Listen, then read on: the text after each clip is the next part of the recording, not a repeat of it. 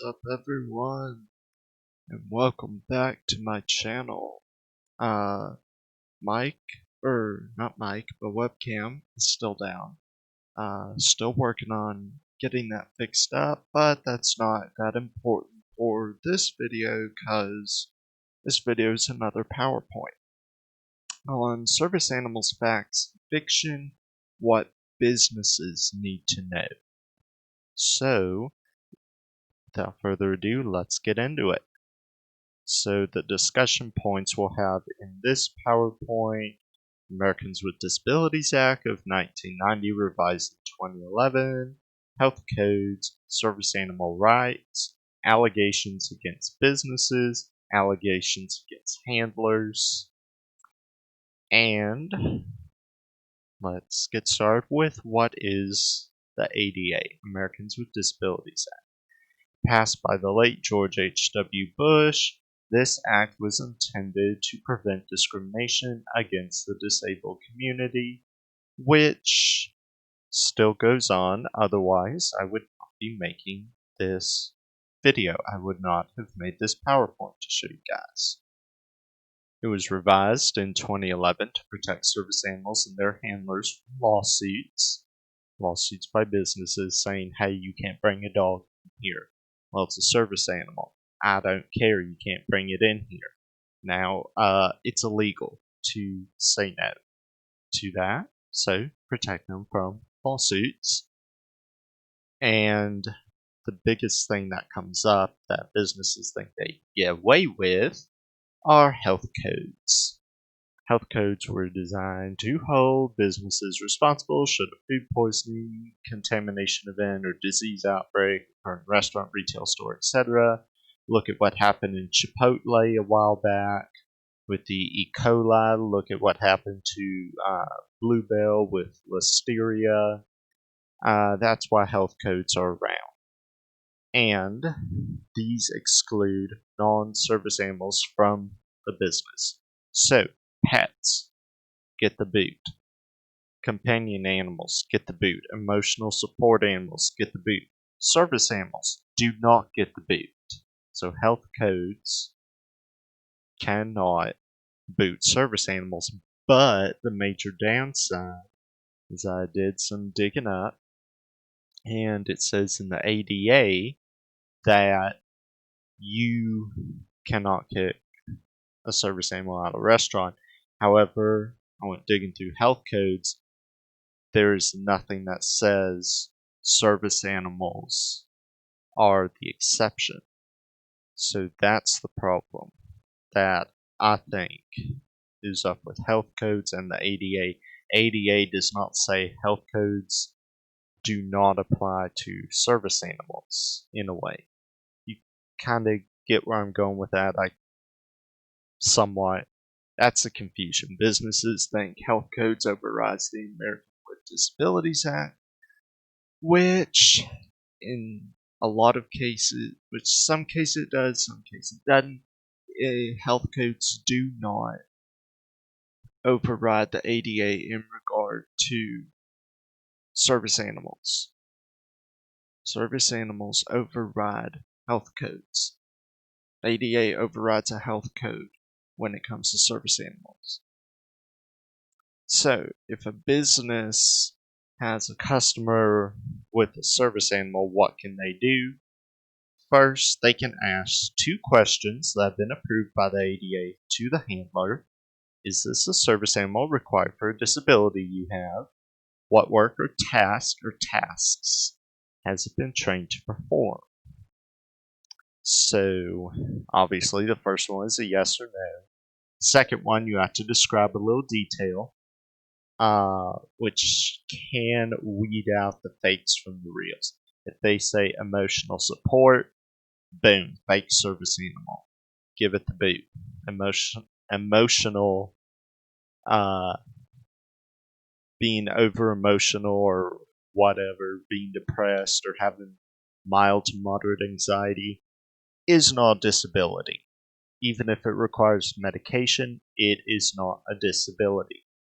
Extreme anxiety, like the anxiety that comes with PTSD, is a disability. mild to moderate, saying, oh, I'm stressed, when am I going to get that call from work saying that I got that promotion or something. If you have an animal that helps you out with that, that is a emotional support animal, which does not have access rights in public. Businesses may not request documentation, inquire about the handler's disability, or request the service animal demonstrate its task. It's actually stated in the ADA businesses cannot do this. If a business does do this, they're breaking the law, because an act is a law. It's the equivalent of a law. What can a service animal handler do to a business that denies them service due to the presence of a service animal? This is slide number 1 covering that. A complaint can be filed. A complaint can be filed to the business HQ or corporate. So let's say a business, I'm going to call this business out because they are infamous for giving service animal handlers access issues. Walmart. If a Walmart denies you access or service because of your service animal, you can file a complaint with corporate. A private lawsuit can be filed against the business as well. So, if they have done something that you feel deserves a lawsuit, such as they have denied you entry or service multiple times, or they've been extremely disrespectful to you, like verbal harassment, then absolutely you can file a lawsuit. And for Texas-wise, I don't know the penalty for all 50 states, but I don't know the federal penalty. But in the state of Texas, the penalty is a $300 fine for the business and 30 hours of community service for the individual or individuals responsible for the incident. So a manager of a store can be sentenced to 30 hours of community service, and the business the manager manages will have to pay over $300. Something that you don't want people to figure out happen to your business or the manager. The individuals responsible may also lose their job over the issue, so if it is not the manager, if it's a lesser employee, they can be fired. Manager can also be fired by corporate. And part 2 to this, should a non-service animal be allowed in the business can face further charges or legal action. I should have said, if the non-service animal causes harm to others or a legitimate service animal. So again, injury or death to a service animal is a $10,000 fine and 1 year in jail in the state of Texas, and the animal responsible for the death can be destroyed. Responsible for the injury as well. The animal injures or kills another dog, it can be destroyed legally. It can be taken to an animal shelter and be put down. So, for all the owners of fake service animals, do not bring your pet out in public unless you want someone to file a lawsuit resulting in you spending a year in jail and your pet being killed. So, think twice before you bring a fake into public, because this is what may happen to your animal. You may end up getting your pet killed because it injured a legitimate service animal. Goes to show, are you really willing to put your pet's life on the line just because you want to bring it out in public to a non-pet friendly place? Do you want a $10,000 fine and a year in jail? Do you want your pet destroyed for injuring or killing a legitimate service animal? Probably not. And the same goes for a person. this is just facts for what happens if they injure a service animal. Whatever happens to a person, I do not have that information up. But businesses may face a lawsuit from a legitimate handler if the handler sees the business does not act against a non-service animal.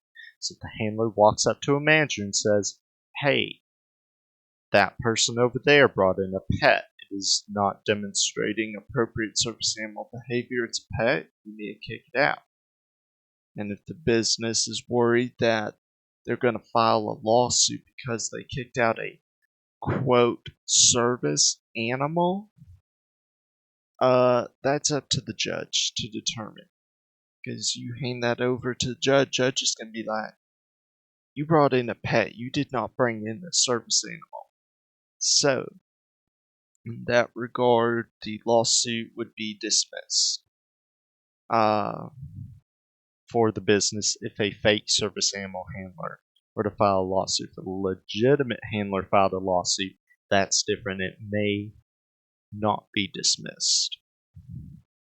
And how can a business prevent any issues with a service animal?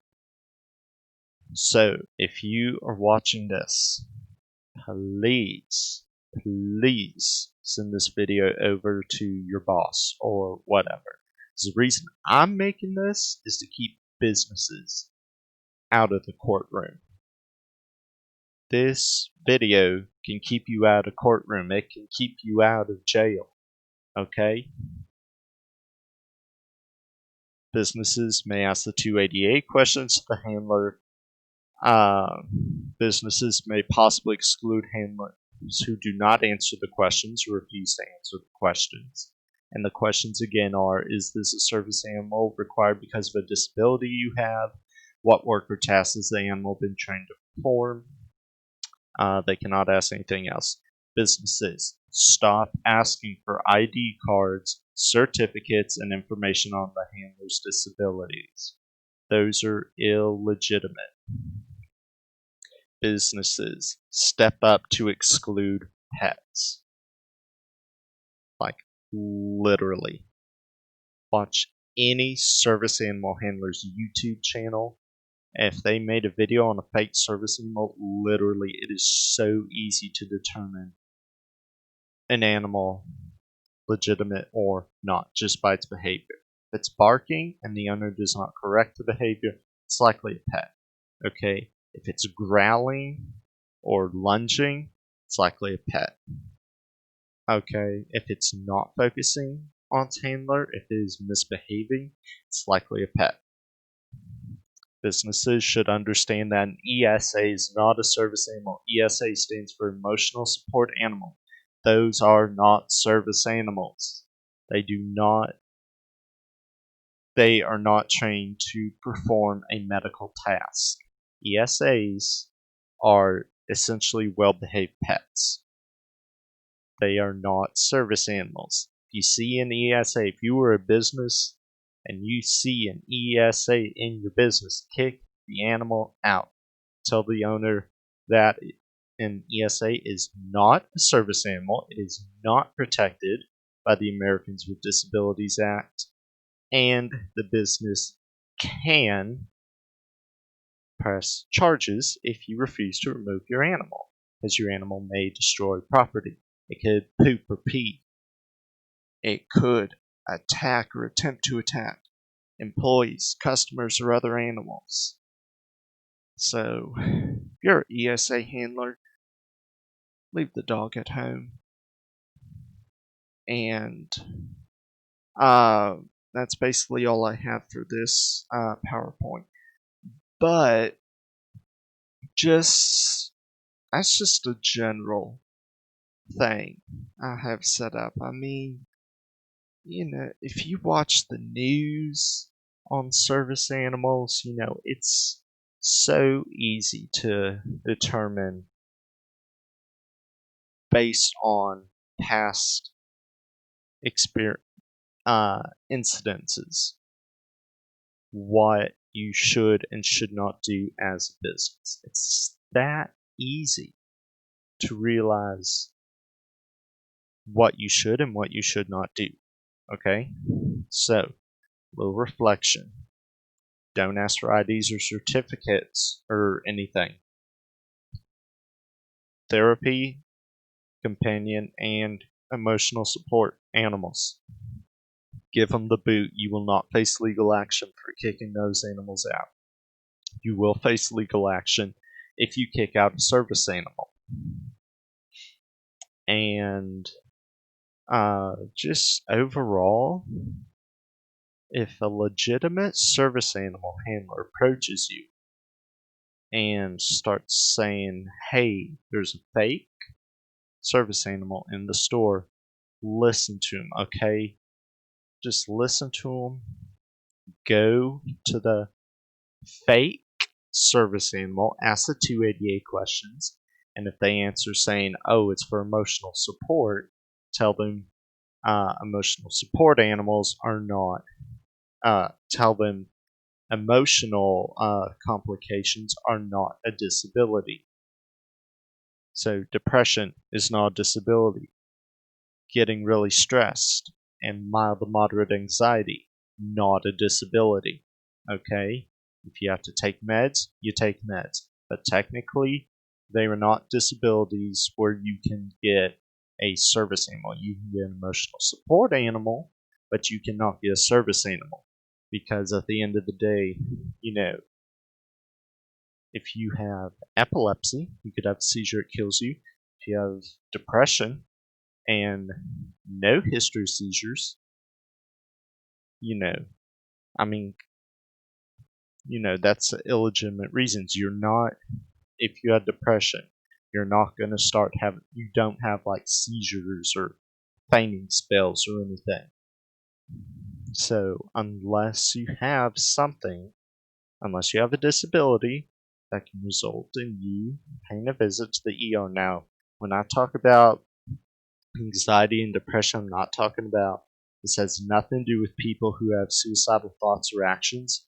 This has to do with the animals itself. You have stress, anxiety, depression issues, you go get an emotional support animal, which is not a service animal, which is something that can only go to pet-friendly businesses, and it can only go to dog parks. It cannot go into non-pet-friendly businesses, okay? So, just saying, if you bring an emotional support animal into a business, or if you're a business and think an emotional support animal is a service animal, you need to stop.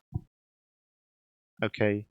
Emotional support animals are not service animals. I could say this all day long.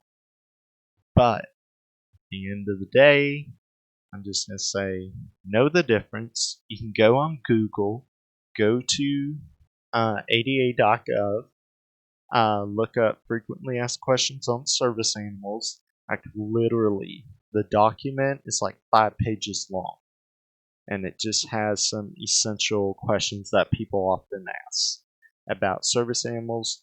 And out of all of those questions that they have, like literally the first 10 are the most frequently asked questions. You look them up, and they're simple yes/no questions. Some questions are, it depends on the scenario, but blah, blah, blah. I'm not going to explain the whole thing. So, that is my video for what businesses should do regarding service animals and fake service animals. Again, if you have any questions, drop them in the comments. Yes, I am going to continue making gaming episodes. I finished playing Outlast, so I'm going to start playing Outlast Whistleblower, and then I'm going to play Outlast 2. And what else was I going to say?